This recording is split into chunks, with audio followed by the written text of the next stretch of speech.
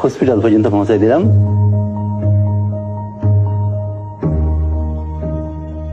আমি ভয় পাচ্ছিলাম যে কেউ আমাকে চিনে ফেলে কিনা, বিশেষ করে তৎকালীন সরকার পক্ষে কেউ আমাকে চিনে ফেলে কিনা।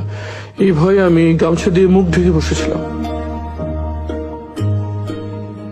অনেকক্ষণ বসে থাকার পর যখন দেখলাম এক এক ওখানকার স্টাফরা আসছে, তখন আমি যে গার্ডের সাথে কথা বলার চেষ্টা করলাম। তখন গার্ডরা আমাকে চিনতে পারে নাই, এই জন্য আমি ঢুকতে পারিনি। তখন আমি আবার যে বসে থাকলাম মেন গেট খোলার অপেক্ষায়, অথবা কেউ পরিচিত আসবে এই অপেক্ষায় প্রায় 1 ঘন্টা বসে থাকলাম।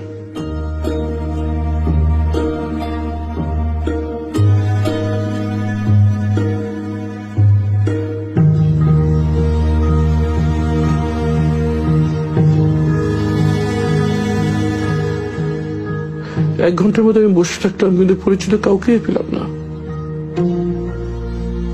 এরপর যখন রোগীদের আসা যাওয়ার জন্য প্রধান গেটটি খুলে দেওয়া হয়, তখন আমি ভিতরে চলে যাই।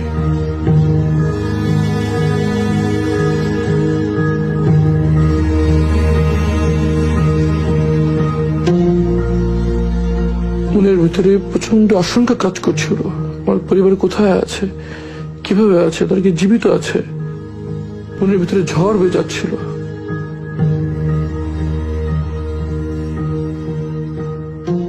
একটু পর ইবনে সিনার পিআর অফিসার আশরাফ সাহেব সেখানে আসেন।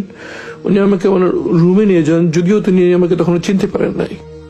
আমি ওনার কাছে স্মার্টফোনটা নিয়েই আমি গুগলে যাই এবং আমার নাম সার্চ দিই। সার্চ দেওয়ার সাথে সাথে এই ছবিটা স্ক্রিনে ভেসে ওঠে। তখন আমি ঠিক আমার চেহারা কাছে ভেবে নেই, আমাকে দেখা যায় ওনাকে চিনেন কিনা। তখন সাথে সাথে ভাই আমাকে চিনতে পারে এবং খুব আবেগ আপ্লুত হয়ে পারেন আর কি।